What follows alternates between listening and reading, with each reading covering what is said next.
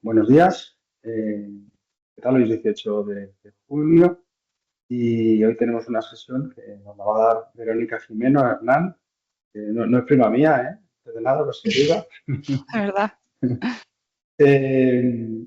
Bueno, nos va a hablar sobre el tema de los catéteres, sobre la disfunción de los catéteres venosos centrales realizados en hemodiálisis.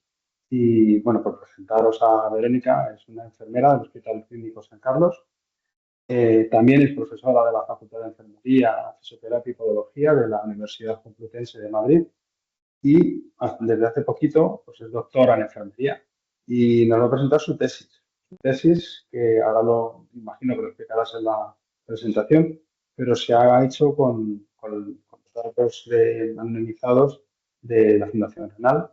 Eh, pues ya ha recopilado todos los datos, una cantidad de datos increíble y el procesamiento de los datos que yo aún no tengo claro cómo lo he llegado a hacer, pero es un reto total porque yo creo que es una de las cosas que tenemos que aprovechar de la Fundación Renal. Bueno, en general en cualquier unidad de diálisis, la cantidad de datos e información que nos genera, poderlo utilizar para los pacientes, incluso de forma prospectiva, pues ya sería maravilloso. Y es un reto aunque todo el mundo está invitado a hacer, o sea, los datos si se anonimizan y se piden bien, ya sea para un estudio, ya sea para hacer, por supuesto, una tesis, están a disposición del que lo quiera pedir en tiempo y forma, como hizo Verónica, que lo hizo de forma formal, con su comité de ética, con su solicitud y no hay ningún inconveniente, siempre y cuando sea algo bueno para la ciencia y para los pacientes. Bueno, pues dicho esto, Verónica, si quieres añadir algo más. Si no, No, nada empezamos más a tu presentación. cuando empezamos ya, ¿no? Sí, Vale. venga, Bueno, voy pues compartiendo la quítalo. presentación. Vale. Efectivamente. Ahora,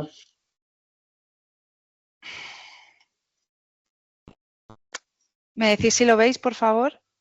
sí, Vale. cuando quieras. Bueno, pues voy a empezar a presentar, ¿no? Mi tesis doctoral con título Propuesta y validación de un modelo predictivo de disfunción en catéteres venosos centrales tunelizados. Quiero señalar que esta tesis se hizo junto al doctor don Juan Vicente Beneit Montesinos, junto al doctor don Ismael Ortuño Soriano y junto al doctor don José Antonio Herrero Calvo. En primer lugar, señalar este índice que nos va a guiar, nos va a funcionar como guía, ¿no?, en la presentación, en la siguiente presentación. Lo primero va a hablar sobre la enfermedad renal, conocida como la epidemia silenciosa del siglo XXI, ya que va a tener un alto impacto sobre la salud pública y además es una enfermedad que a menudo no presenta síntomas evidentes en etapas tempranas, por lo que va a dificultar su diagnóstico precoz. Esta patología además engloba un grupo de enfermedades que van a afectar de forma crónica e irreversible a la estructura y a la función renal, y su función va a variar en función de factores como la etiopatogenia, la gravedad, el grado de progresión y las estructuras dañadas. El diagnóstico se va a establecer cuando el filtrado glomerular desciende por debajo de los 60 mililitros minuto durante un periodo superior a 3 meses o se van a identificar anomalías estructurales o funcionales que impactan negativamente sobre el filtrado glomerular. Se han descrito numerosos factores de riesgo, tanto de inicio como de progresión, y varios de ellos con mecanismos fisiopatológicos comunes, siendo la proteinuria y la hiperfiltración glomerular los más frecuentes e importantes. Dentro de los factores de riesgo se van a dividir en modificables y no modificables. Entre los primeros se incluyen condiciones como la diabetes mellitus, la hipertensión arterial, la obesidad, la dislipemia, la hiperuricemia y factores, todos ellos pueden ser prevenidos y controlados mediante intervenciones adecuadas en el estilo de vida y con tratamientos médicos. Por otro lado, los factores no modificables incluyen características como la edad, el género, la raza y el bajo peso al nacer, y todo ello, además, de acuerdo con los datos registrados por la Sociedad Española de Nefrología y la Organización Nacional de Trasplantes, las principales causas de la enfermedad renal crónica terminal van a ser la diabetes mellitus en un 25,5% de los casos, las enfermedades vasculares en un 13,9% de los casos, las glomerulonefritis y las enfermedades poliquísticas, entre otros. Además, se han identificado otros factores de riesgo que van a poder contribuir al... perdonadme, que se me ha ido. Además, tenemos otros factores que nos van a contribuir al inicio y a la progresión de la enfermedad renal y a menudo van a exacerbar los efectos de la enfermedad primaria. Todos estos datos van a subrayar la importancia de las intervenciones preventivas en los factores modificables. A nivel global, la enfermedad renal crónica es una enfermedad de alta prevalencia y especialmente lo vamos a ver en países de ingresos altos y medios, las más altas tasas en Europa Central y Europa del Este, donde el acceso a los servicios de salud especializados en ocasiones va a ser limitado. Estos mapas nos ilustran cómo la enfermedad está distribuida en la población adulta y el número de pacientes que reciben tratamiento renal sustitutivo, incluyendo la hemodiálisis y otros métodos. Esto demuestra la significativa carga sanitaria y económica que va a representar la enfermedad renal crónica, tanto en términos de mortalidad, de calidad de vida y de costes asociados al tratamiento. Datos claves para resaltar la necesidad de implementar estrategias globales, tanto de prevención como de manejo. En España, aproximadamente un 15% de la población adulta padece enfermedad renal crónica, aunque un alarmante 80% de los afectados desconoce que va a sufrir esta condición. La enfermedad renal crónica está entre las 10 principales causas de mortalidad en nuestro país y la atribuida a la enfermedad es del 8%, lo que pone en evidencia su alto impacto letal. La gráfica incluida, que podéis ver, muestra cómo la mortalidad varía en función de la edad y del tratamiento renal recibido, siendo mayor en los pacientes con edad avanzada que reciben hemodiálisis con una supervivencia en torno a los 5 o 10 años. En el mundo, además, se estima que la enfermedad renal crónica va a causar 2,4 millones de muertes al año y por eso que sea conocida, como antes he dicho, como la epidemia silenciosa. Por otro lado, hay que destacar que representa el 3% del gasto sanitario que ha venido incrementando a lo largo de los últimos años, hasta en 2023 llegar a los 7.000 millones de euros, lo que va a reflejar nuevamente su gran impacto tanto clínico como económico. En España, la prevalencia de enfermedad renal crónica ha aumentado en la última década un 30% y en los últimos 10 años el número de pacientes que precisan tratamiento renal ha incrementado en un 11,6%, situándose en la actualidad en los casi 67.000 personas según el último informe RER publicado. La modalidad de inicio más utilizada va a ser la hemodiálisis en un 79% de los pacientes. Además, se observa cómo la evolución de las modalidades de tratamiento renal sustitutivo se ha situado el trasplante renal como la primera elección con un 54,4% de los casos y la hemodiálisis como segunda elección en un 40,6% de los casos. Los procedimientos de tratamiento renal sustitutivo han demostrado además cada vez ser más efectivos a lo largo de los años. ¿Para qué? Para prolongar la vida de los pacientes y mantener su salud en general y la calidad de vida. Para lograr todos estos objetivos de manera óptima es necesario tomar unas decisiones acertadas y utilizar la técnica más adecuada para cada paciente. Es por ello que la elección de la modalidad va a ser un proceso relativamente complejo, ya que está influenciada por factores médicos y no médicos.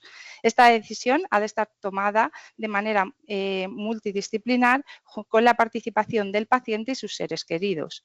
Y es evidente que el tratamiento renal sustitutivo es capaz de prevenir el fallecimiento de los pacientes debido al descenso de la uremia en pacientes con enfermedad renal. Sin embargo, las tasas de mortalidad relacionadas con las enfermedades cardiovasculares siguen siendo mayores que la población en general. A pesar de todo ello, la expectativa de supervivencia ha experimentado un aumento en las 2 últimas décadas, a pesar de que la media de edad avanzada cada vez es mayor y las comorbilidades también han aumentado durante este periodo. La hemodiálisis, por otro lado, es una de las modalidades de tratamiento más comunes para pacientes con enfermedad renal crónica. Es una técnica de depuración extracorpórea de la sangre que va a suplir parcialmente las funciones renales de excretar el agua, solutos y toxinas urémicas y de regular el equilibrio ácido básico y electrolítico. Va a consistir en interponer entre 2 compartimentos líquidos, la sangre y el líquido de diálisis, una membrana semipermeable que va a permitir el paso del agua y de los solutos de pequeño y mediano peso molecular, impidiendo el paso de proteínas y de células sanguíneas. Para regular estas 2 funciones se van a emplear mecanismos físicos, la difusión y el transporte por convección conducción, y la ultrafiltración o transporte por convección. Para estimar la eficacia del dializador empleado se va a utilizar el aclaramiento OKT, midiendo la concentración de la urea. Además, los factores que van a influir en la eficacia van a ser la superficie del dializador, a mayor superficie una mayor difusión, la porosidad del filtro relacionada con el peso molecular de las partículas que atraviesan la membrana, el efecto del flujo sanguíneo, tratando de optimizar flujos altos, pues va a implicar un incremento del aclaramiento de la urea en un 25 a un 40%. También hay que señalar que este tratamiento va a requerir un enfoque centrado en el paciente, con una revisión y documentación periódica de sus necesidades y la elección del acceso vascular adecuado.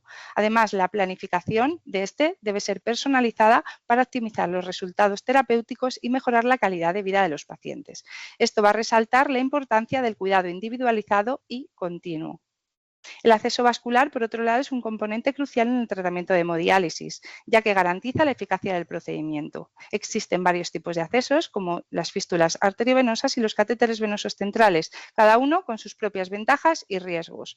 Un enfoque multidisciplinario que involucre a nefrólogos, cirujanos vasculares, enfermeros y radiólogos intervencionistas va a ser esencial para prevenir las complicaciones y garantizar un acceso vascular funcional. Además, son fundamentales programas que promuevan la educación sanitaria para que los pacientes comprendan la importancia del cuidado adecuado de estos accesos. Todo ello unido a la adecuada monitorización y vigilancia. Los catéteres venosos centrales tunelizados van a ser una opción frecuente en pacientes con dificultades para acceder a otros métodos. Los factores demográficos y clínicos como la edad, el género, el índice de masa corporal y la comorbilidades como la diabetes van a influir en la decisión de ese acceso. Asimismo, saber que las influencias socioculturales influyen en la elección de estos accesos, especialmente en poblaciones con un menor conocimiento de la enfermedad. Sin embargo, el uso de catéteres venosos centrales tunelizados está relacionado con un incremento en la morbimortalidad, destacando complicaciones infecciosas y cardiovasculares.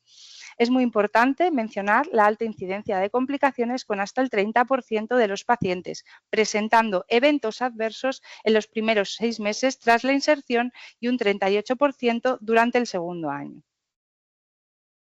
El uso de catéteres venosos centrales tunelizados está asociado a complicaciones significativas, siendo las infecciones las más comunes. Estas requieren tratamiento con antibióticos y en casos más severos hasta la retirada del propio catéter.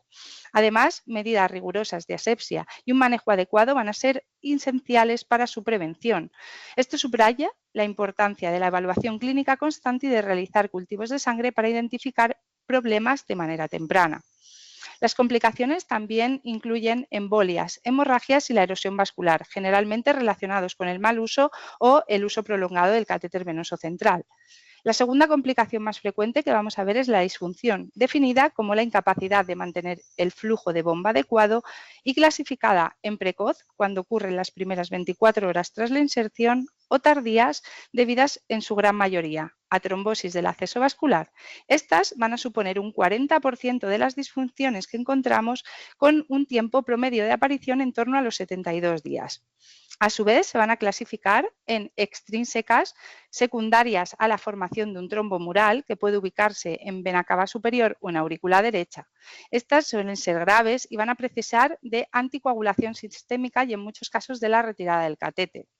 Por otro lado, las intrínsecas va a ser la forma más frecuente de presentación, la formación de una vaina de fibrina alrededor del propio catéter. La incidencia de algunas complicaciones, como la estenosis venosa, que es otra de las que encontramos y nos va a dar lugar a las disfunciones, aunque baja, va a ser del 2 al 3%, y según estudios encontrados en la literatura, es más frecuente en los catéteres albergados en la vena subclavia. Por otro lado, señalar que las estrategias para manejar la disfunción incluyen la terapia fibrinolítica con el uso de activadores tisulares del plasminógeno para disolver trombos y, por otro lado, los lavados enérgicos con suero fisiológico. En casos más severos puede ser necesario el recambio del catéter, utilizando técnicas específicas para minimizar el riesgo de nuevas complicaciones. Y por último, señalar la importancia de la prevención, ya que va a jugar un rol crucial, destacando la importancia de supervisar el flujo sanguíneo durante las sesiones de hemodiálisis y el uso adecuado de los sellados. Como justificación del estudio, señalar que el papel de los accesos vasculares van a tener una función de proporcionar ese acceso al torrente sanguíneo y, por ende, proporcionar esas diálisis efectivas. La eficacia terapéutica, por lo tanto, va a estar relacionado con esa correcta implantación, manipulación y monitorización de los dispositivos y va a influir en la calidad de la hemodiálisis, en el bienestar del paciente y en la supervivencia del acceso vascular. Su elección, además, ha de estar en sintonía con las preferencias y el plan de vida del paciente. Según las guías Kadoki, el seguimiento regular y la actualización trimestral va a tener el fin de detectar esas complicaciones y de realizar una serie de medidas preventivas. En esta línea, se va a considerar que la creación de una herramienta predictiva a partir de la medición de variables de obligado cumplimiento facilitaría para la enfermería esa detección temprana de la disfunción. Es por ello que, como hipótesis de este estudio, se establece que los episodios de disfunción de catéteres venosos centrales tunelizados usados en hemodiálisis se relacionan con variables clínicas y sociodemográficas, pudiendo llegar a preverse mediante la monitorización de estas mismas variables. Como objetivos principales van a ser dos. El primero, analizar la influencia de las variables clínicas y sociodemográficas en la disfunción durante la siguiente sesión del tratamiento de catéteres venosos centrales tunelizados utilizados en pacientes con enfermedad renal crónica en hemodiálisis. El segundo objetivo, validar un modelo predictivo de disfunción en catéteres venosos centrales tunelizados en hemodiálisis. Como objetivos secundarios, describir las variables independientes, clínicas y sociodemográficas en pacientes con enfermedad renal crónica portadores de catéter venoso central tunelizado. Segundo objetivo específico, exponer la influencia que va a tener esa disfunción sobre el aclaramiento de la urea. Y el tercer objetivo, detallar el tipo de disfunción del catéter en base a las presiones dinámicas de entrada y salida de la sangre por el catéter central tunelizado. Sobre el diseño del estudio, se estableció en función del reclutamiento de los participantes y de la recopilación de los datos, lo que hizo que se definiese como un estudio de diagnóstico, dado el carácter retrospectivo de los datos y el establecimiento de una relación transversal entre una serie de predictores, que fueron los resultados obtenidos, ¿no?, en las variables de las sesiones de hemodiálisis, y la presencia o ausencia del evento de disfunción en la realización del siguiente tratamiento, condición objetivo de interés, no realizando ninguna acción intermedia que pudiera interferir dentro del intervalo de medición. Además, este estudio se va a dividir en dos fases. La primera, la de la creación y entrenamiento del modelo, y la segunda, en la validación interna del mismo. La población a estudio fueron los pacientes con enfermedad renal crónica en tratamiento de hemodiálisis, portadores de catéter venoso central tunelizado. Como criterio de inclusión, los pacientes mayores de 18 años, portadores de catéter venoso central tunelizado para la realización del tratamiento, y pacientes pertenecientes al programa de hemodiálisis de los centros gestionados por la Fundación Renal, entre el 1 del 1 del 2021 al 31 del 12 del 2021.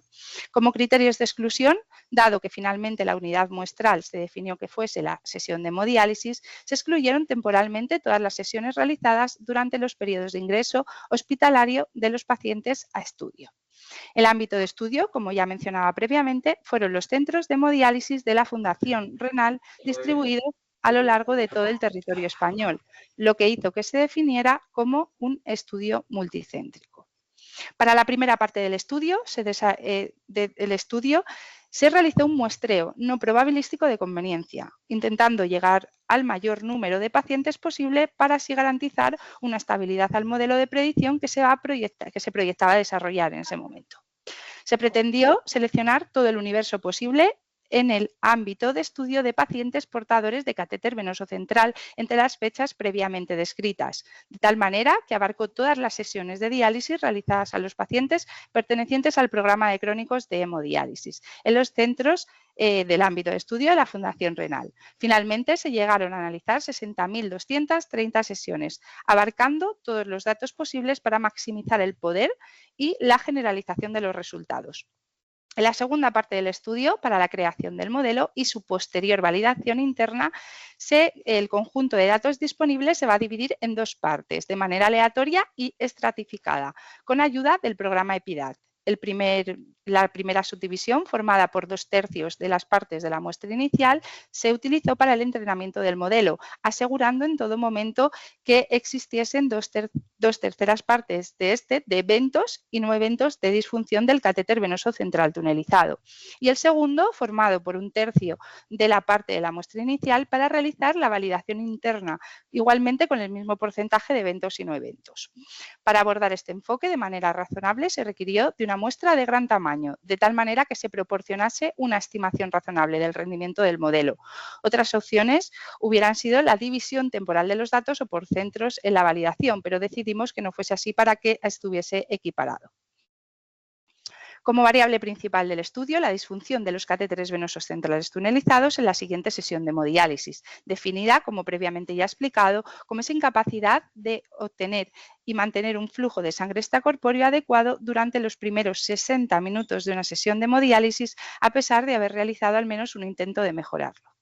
Las guías de la Kidney Disease Outcome Quality Initiative establecieron como valor la cifra no inferior a 300 mililitros minuto. Las variables secundarias se van a clasificar en dos categorías distintas, en variables estáticas y dinámicas. En el primer grupo se incluyen aquellas, en las dinámicas, que permanecían invariables, en las variables estáticas se incluyeron aquellas que permanecían invariables independientemente de la sesión de hemodiálisis en curso. ¿Por qué? Porque eran inherentes al propio paciente. En este contexto se encuentran las variables sociodemográficas, las comorbilidades, la etiología de la enfermedad renal, el tratamiento médico y aquellas relacionadas con el acceso vascular empleado. Por otro lado, las variables dinámicas se caracterizaron por su capacidad de experimentar cambios tanto entre sesiones consecutivas como dentro de la misma sesión, evolucionando por ende a medida que transcurre el tiempo. En este subconjunto abarcó aspectos vinculados a presiones y flujos, duraciones de las sesiones, aclaramientos de la urea, así como la hermeticidad y la disposición de las líneas del catéter. Cabe destacar que estas dos últimas variables son susceptibles de variación en función de la progresión temporal de la sesión de hemodiálisis. Y por último, la disfunción dentro de la sesión de hemodiálisis clasificada según el tipo de disfunción en arterial y venosa y vinculado a uno de los objetivos específicos definidos. La recogida de datos se organizó en tres áreas principales. Primero, se solicitó formalmente el acceso a los datos del programa de Nefrosoft, incluyendo una serie de reuniones con la Fundación Renal para presentar el proyecto. Además, se tuvo que obtener la aprobación del Comité de Ética que lo presentamos en el Hospital Clínico San Carlos. Posteriormente se llevaron a cabo una serie de trámites legales y administrativos como la firma de contratos para el tratamiento de los datos personales. Por último, se instaló y configuró el software Nefrosoft y se capacitó en su uso al investigador principal, en este caso a mí porque yo fui la investigadora, y se exportaron los datos de pacientes sometidos a hemodiálisis con catéter venoso central tunelizado.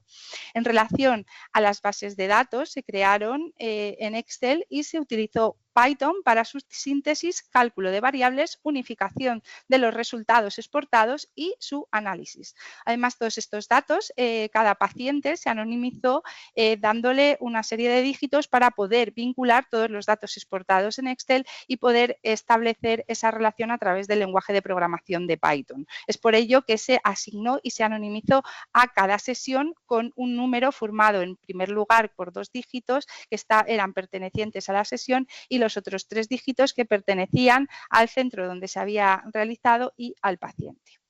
Respecto al evento principal del estudio, se calculó en función de la definición de la National Kidney Foundation.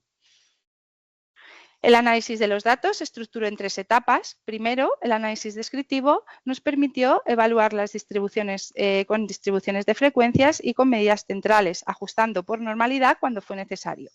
En la etapa univariada se analizaron variables independientes mediante pruebas estadísticas como el chi-cuadrado, la t-student y Human-Watney. Por último, los modelos predictivos multivariados emplearon regresión logística y técnicas más avanzadas como fueron lasso y bootstrapping, evaluando por ello la precisión. Una vez realizados los modelos, se evaluó la precisión de ellos mediante el área bajo la curva core para seleccionar el que fuese más óptimo. Perdonad, me falta una parte, pero os la voy a describir porque no se ha incorporado en la diapositiva. En primer lugar, simplemente es la parte que falta, ¿no? Que durante el periodo analizado se incluyeron un total de 743 pacientes, de los cuales 473 fueron mujeres y 270 fueron hombres, con una edad promedio de 68 años, como podemos ver en la parte baja de la diapositiva, y con similar distribución respecto al sexo. En cuanto al tipo de hemodiálisis, la modalidad de alto flujo fue la más frecuente en un 74,1% de las sesiones y el tiempo medio del tratamiento fueron 3,7 horas por sesión, con una frecuencia de 3 días a la semana, siendo esta la pauta más habitual, con una notable diferencia respecto al resto. En relación a la etiología de la enfermedad, las causas más comunes fueron la nefropatía diabética en un 34,6% de los casos y la etiología desconocida en un 24% de los casos, seguido de la etiología vascular en un 14,4%. Pero estaba aquí la inclusión. Un 56% de los pacientes a estudios no tuvo ningún acceso vascular previo, un 19,8% tuvo un acceso vascular previo y un 13,1% tuvo dos. En cuanto a las comorbilidades, la hipertensión arterial fue la más prevalente en un 84,5% de los pacientes a estudio, seguida del accidente cerebrovascular en un 82%. La cardiopatía se vio en un 60,1% de los pacientes, seguida de la arteriopatía periférica en un 30,6%. Además, en un 49,4% de los pacientes padecía diabetes mellitus y solo un 8,7% había recibido un trasplante renal previo. Respecto a los tratamientos anticoagulantes y antiagregantes, los más usados en la población estudio fueron la enoxaparina y la warfarina, y en el caso de los antiagregantes, el ácido acetilsalicílico y el clopidogrel, liderando ambos los casos de no disfunción, y luego en el caso de la enoxaparina y el ácido acetilsalicílico presentaban una mayor incidencia en los casos de disfunción. Tanto el tipo de los tratamientos antiagregantes como anticoagulantes se demostró una relación significativa con el evento a estudio de disfunción. Se realizó, por otro lado, un análisis descriptivo y univariado de la eficacia del tratamiento de hemodiálisis medido a través del KT o el aclaramiento de la urea y categorizado en función de su valor como óptimo, normal y bajo. En la distribución de los valores del KT final de los tratamientos de hemodiálisis estudiados, según esta categorización, se observa que un 52% de estos tratamientos eran categorizados como óptimos, con un KT superior todos ellos a 50 litros. Por otro lado, los resultados demostraron que la disfunción de los catéteres venosos centrales tunelizados intrasesión y en la sesión posterior, estaba relacionada con la eficacia del tratamiento. Los KT bajos de las sesiones estaban asociados a los eventos de disfunción tanto en la misma sesión como en la inmediata posterior, lo que sugiere que podría utilizarse como un indicador temprano de los problemas de acceso vascular. Se realizó además un análisis comparativo entre los tipos de disfunción de catéter venoso central tunelizado para hemodiálisis. El primer gráfico destaca la importancia de las presiones como indicadores claves del tipo de disfunción. Las presiones venosas medias a los 60 minutos y al inicio fueron significativamente mayores en la disfunción venosa, como es normal, al igual que el tiempo de tratamiento y el número de accesos vasculares previos. El KT medio y la presión arterial media, por el contrario, fueron significativamente mayores en los casos de disfunción arterial. El segundo gráfico muestra o representa la disfunción porcentual de las variables categóricas significativas con el tipo de disfunción venosa y arterial. Entre las variables más relacionadas con la disfunción arterial aparece la hipertensión arterial en el 86% de los casos, los accidentes cerebrovasculares y los accidentes cerebrovasculares en un 22,5% de los casos y la cardiopatía en un 55,3%. Respecto al sexo, es mayor el porcentaje en mujeres con disfunción arterial. Por otro lado, respecto a la disfunción venosa, destaca el sexo masculino en un 69,6% de los casos. Asimismo, los pacientes que habían tenido tumores o que estaban diagnosticados, fueron un 49% de los casos y los tratamientos anticoagulantes en el 43%. Además, la arteriopatía periférica se vio en un 54%. Por último, se observa que variables como la diabetes mellitus tienen una distribución más equilibrada entre los dos tipos de disfunción, con una leve diferencia respecto a la prevalencia.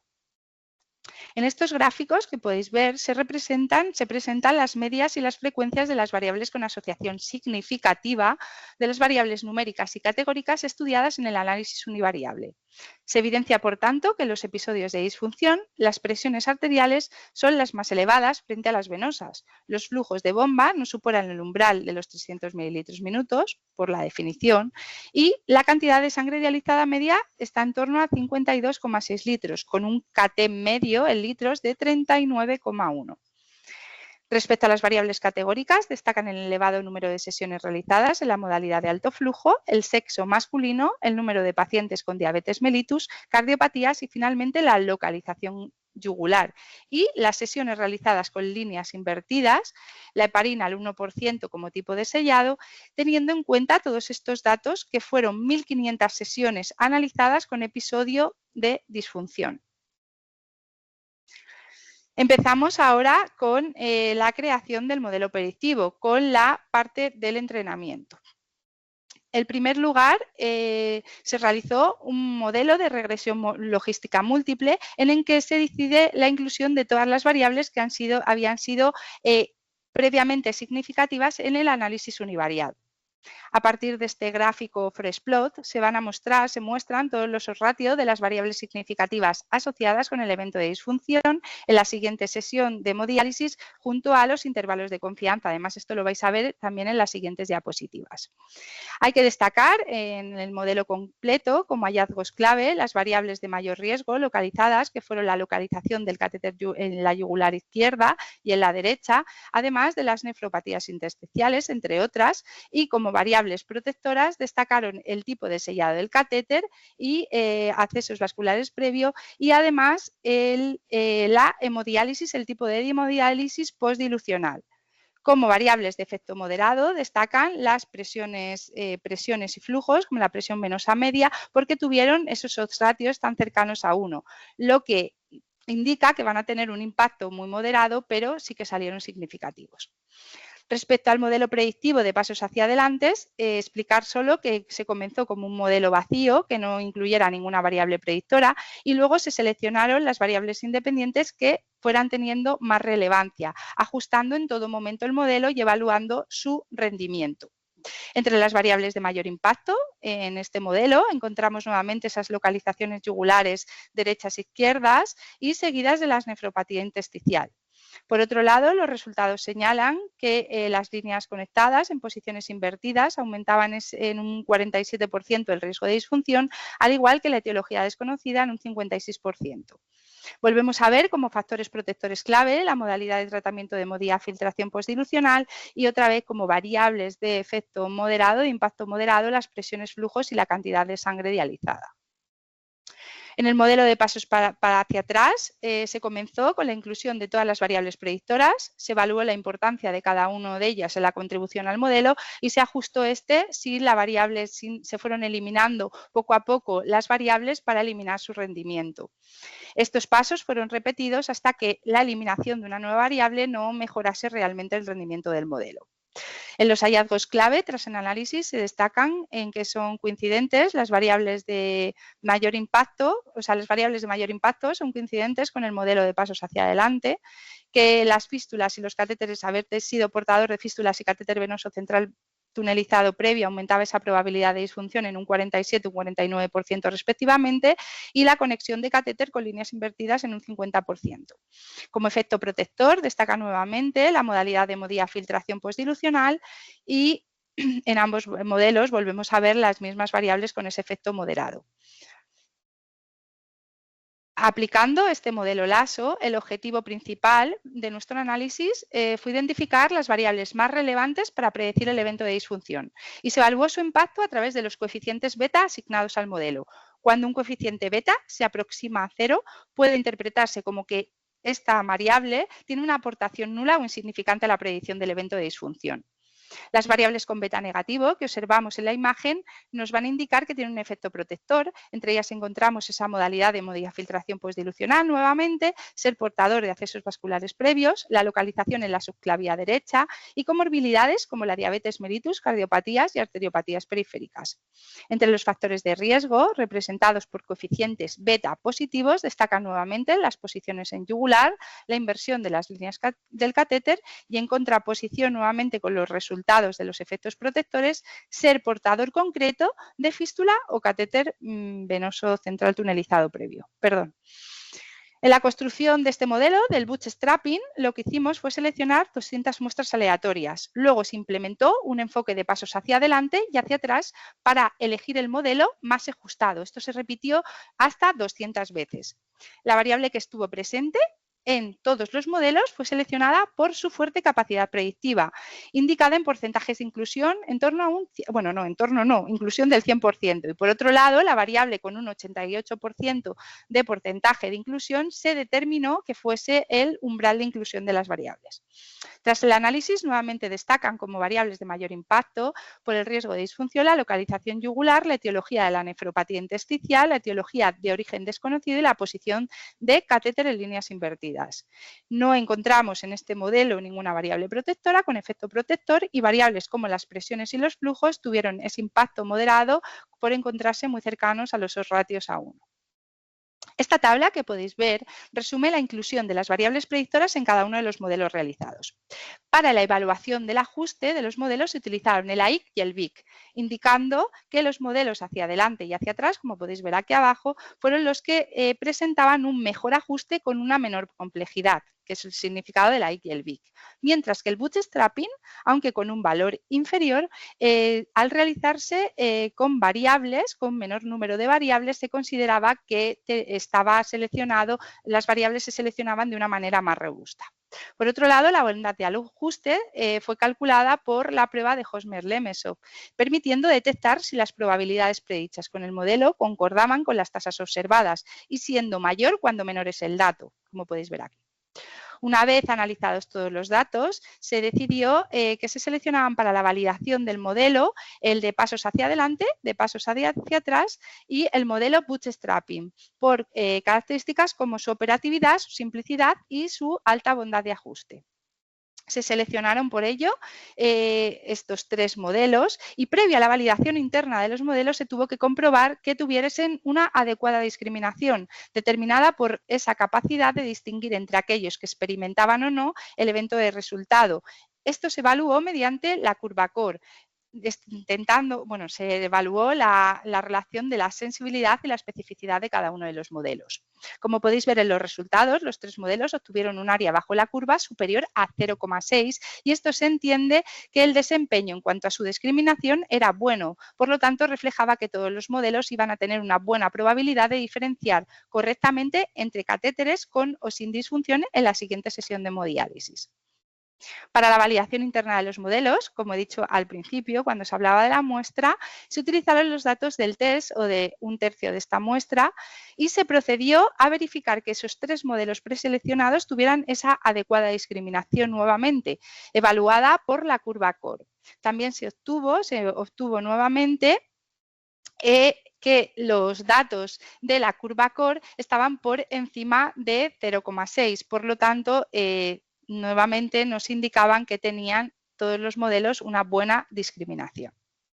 Finalmente, dentro de estos tres modelos se decidió seleccionar el modelo bootstrapping por su operatividad, por su simplicidad y introducir menor número de variables. Además, este modelo estaba caracterizado por esa alta bondad de ajuste y aunque tuviese menores puntuaciones en el AIC y el BIC. Como punto de corte, para predecir el evento, se estableció aquel que tuviese una mayor sensibilidad y especificidad dentro de la curva CORE del modelo bootstrapping. ¿Con qué finalidad? Pues con la de establecer un porcentaje determinado de discriminación de diferenciar que ocurriese o no el evento cara a la creación de la herramienta predictiva. Como os estaba diciendo, para la elaboración de la herramienta predictiva se llevó a cabo mediante la aplicación en el programa de Microsoft Excel de de la fórmula de regresión logística, aplicando en esta los beta calculados mediante los datos de la validación interna en el modelo predictivo bootstrapping. Luego está a modo de discusión simplemente decir que esta tabla resume resultados de diversos estudios existentes en la literatura científica enfocados a identificar factores de riesgo asociados con la disfunción de catéteres venosos centrales tunelizados para hemodiálisis. Los estudios analizados incluyen, como podéis ver, poblaciones diversas con tamaños de muestra que oscilan entre los 116 pacientes y los 3.364 pacientes. Los factores de riesgos más comunes incluyen también características demográficas como la edad avanzada, el sexo femenino o condiciones médicas prevalentes como la diabetes mellitus, enfermedades cardíacas y aspectos relacionados con accesos vasculares, ha sido portador de accesos vasculares previos o su localización.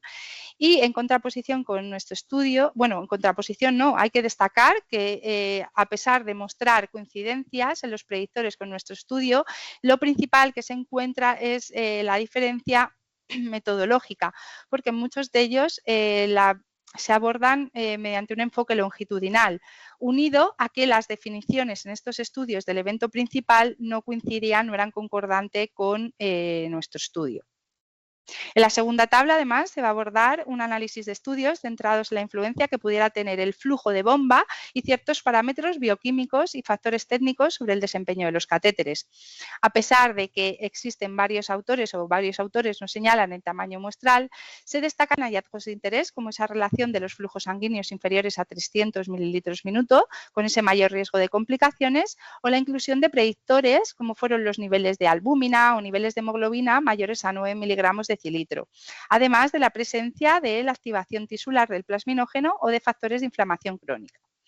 Dentro de las diferencias principales con nuestro estudio, destacan nuevamente las metodologías longitudinales usadas y la definición del evento principal a estudio, además de la inclusión de diferentes variables no incluidas en nuestro proyecto por no disponer de esos datos, ¿no?, de forma inmediata, ya que todos ellos eran parámetros de laboratorio, parámetros bioquímicos de laboratorio.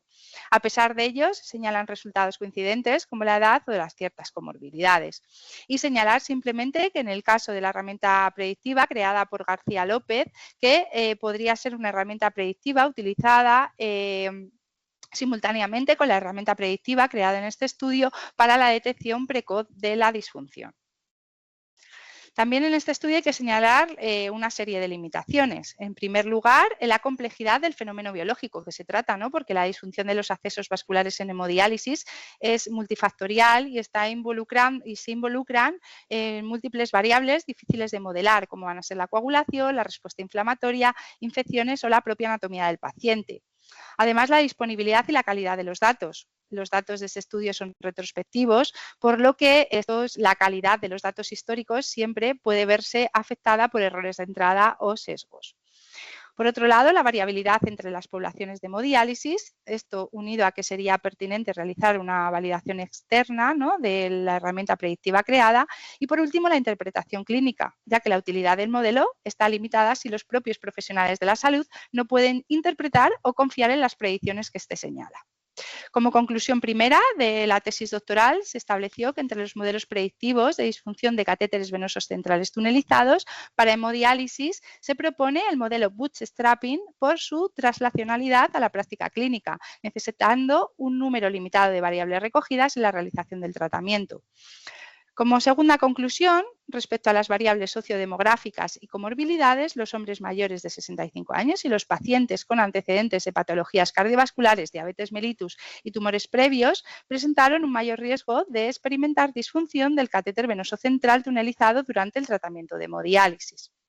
Tercera conclusión, en relación con las variables clínicas, la conexión del catéter con las líneas invertidas y su ubicación en la vena yugular izquierda incrementan esa probabilidad de disfunción en la siguiente sesión de hemodiálisis. Por otro lado, el uso de la hemodiafiltración en línea postdilucional reduce dicha probabilidad.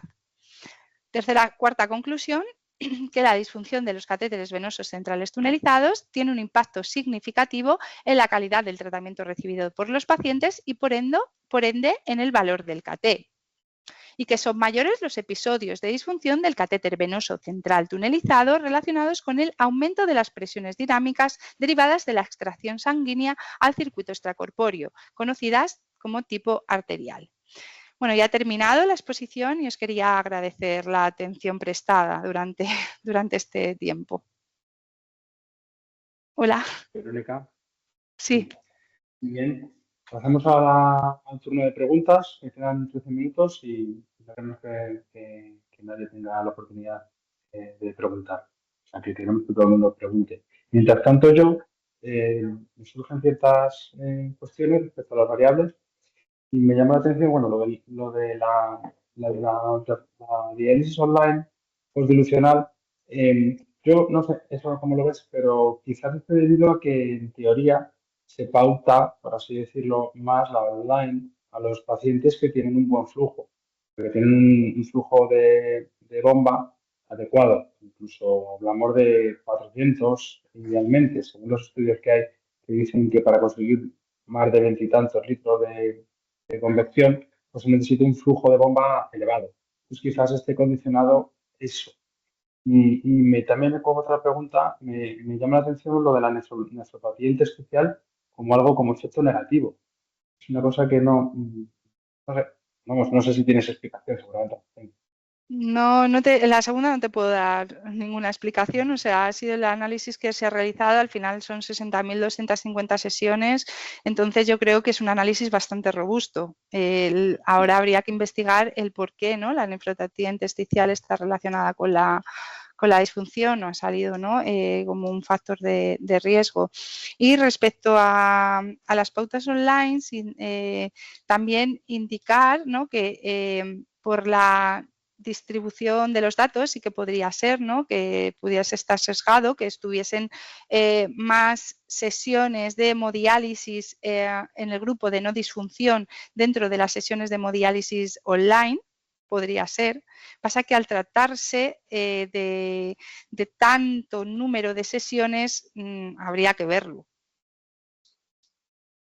para poder contestarte a tu pregunta, porque el tema que yo veo aquí es que solo un 26% de los pacientes recibieron este tipo de tratamiento. ¿Me explico? No, es muy bajito. Sí. Aquí habría que analizarlo desde ese punto de vista inicial. Sí, ahora mismo estamos realizando un 75% de pacientes con online, por inicial.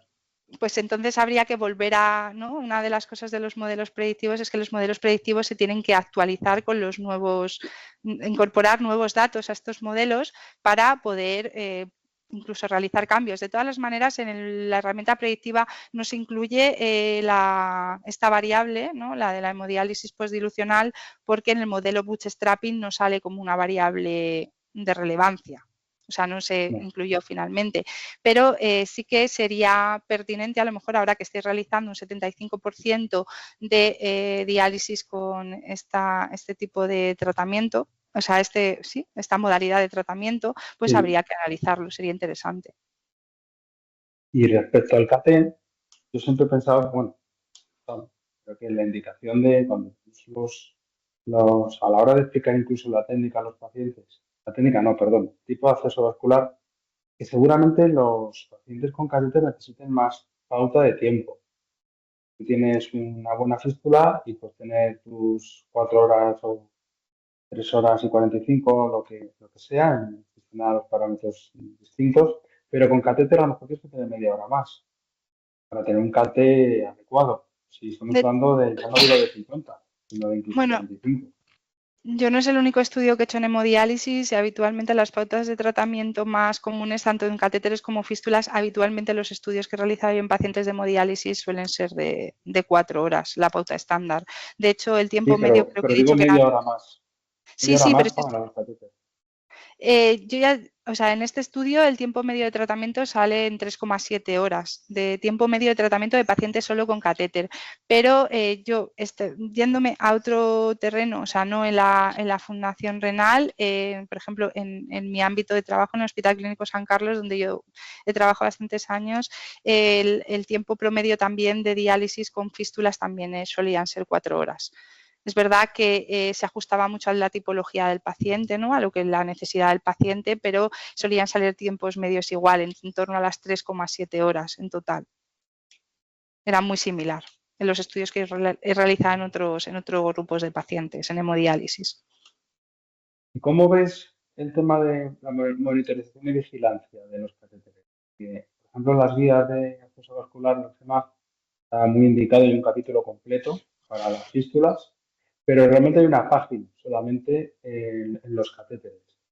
Entonces, yo no sé cómo ves, porque yo creo que es una cosa a desarrollar y hasta qué punto se puede desarrollar un seguimiento de estos catéteres. No sé, tampoco hay no hay técnicas, no hay métodos de Claro, pero segunda generación.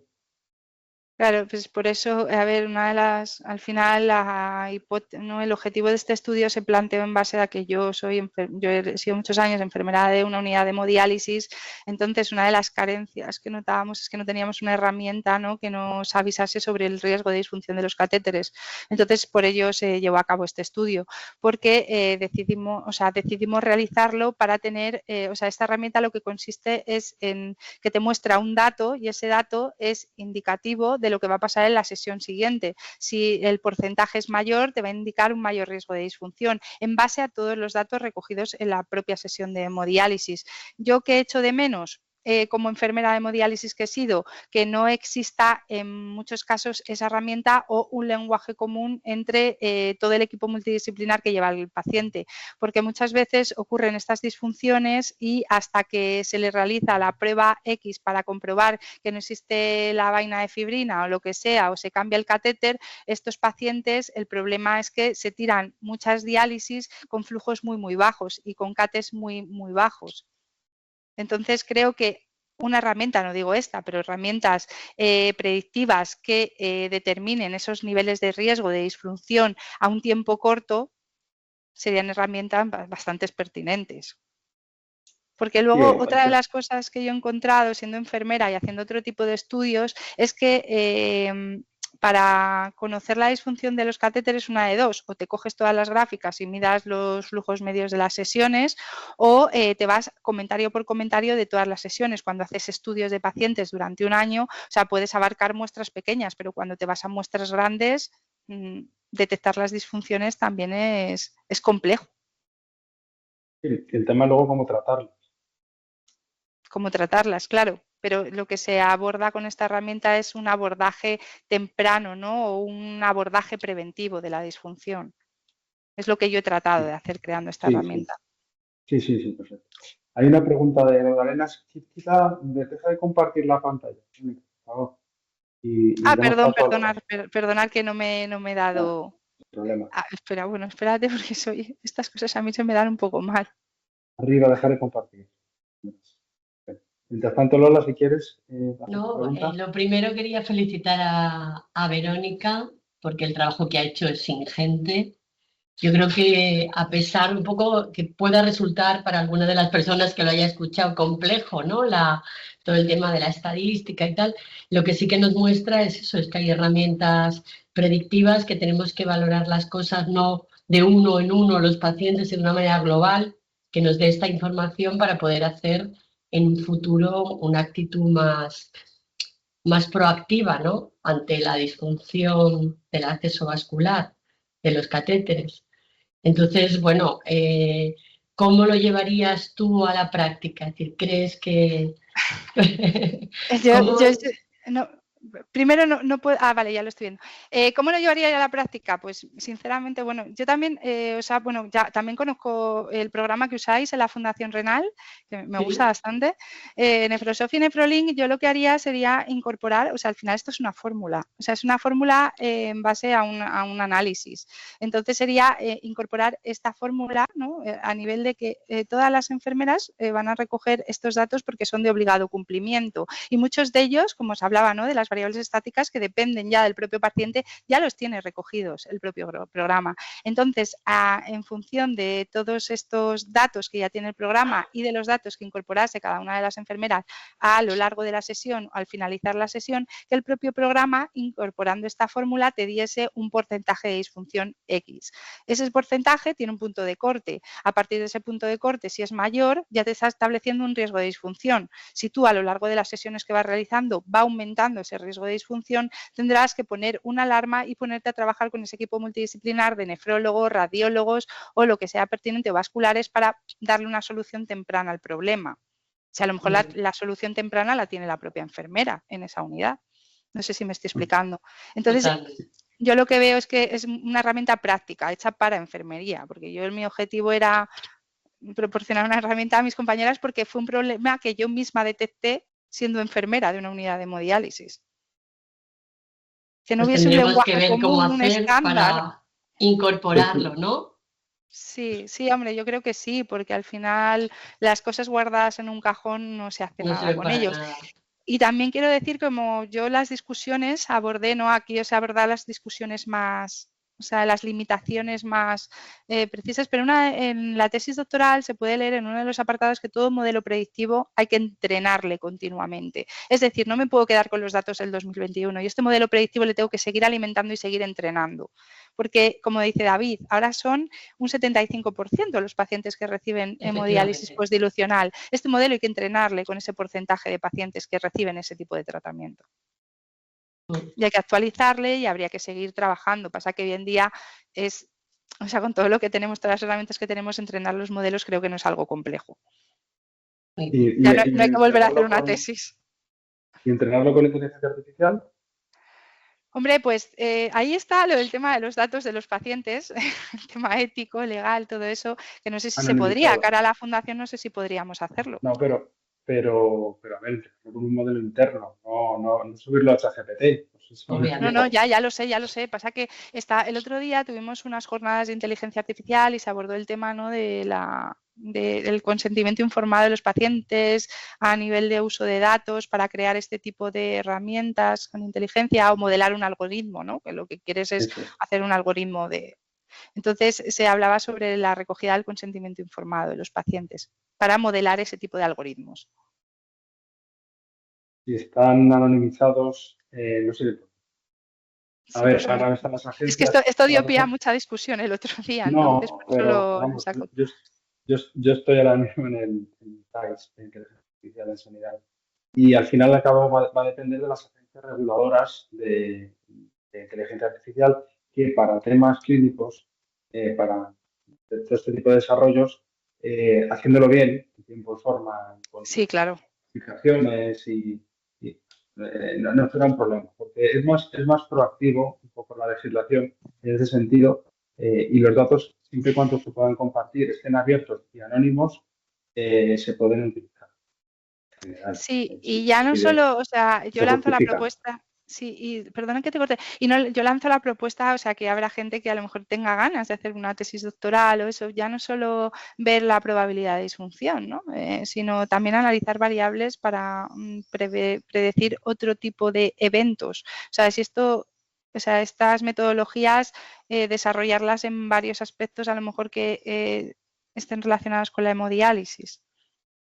Aunque lo difícil el principal objetivo que yo me encontré en este trabajo, y lo sabes, David, fueron la exportación del dato y la creación de la base. Bueno, lo sabes porque estuviste compartiendo conmigo muchos días. Bueno, pero bueno, pues todo a se tu consigue disposición para actualizar los datos, ¿vale? Vale. Activo por ir cerrando, que son las 11 ya y Sí. vamos a ir con el tiempo. Bueno, muchísimas gracias, Verónica. Espero que hayáis entendido la parte estadística, imagino que no, o del modelo, esta parte que es compleja para nosotros porque no estamos a saberlo, pero sobre todo la finalidad que tiene de algo tan sencillo, tan práctico y tan útil y tan frecuente. Por desgracia, la realidad de más del 40% de los pacientes están con catéteres a nivel nacional. Horror. Muy bien, pues nada, buen día a todo el mundo. Gracias de nuevo, Verónica. Y Muchísimas la semana que gracias. viene, el miércoles, tenemos otra sesión también, porque no pudimos hacerla hace 2 semanas y la tenemos también sobre acceso vascular.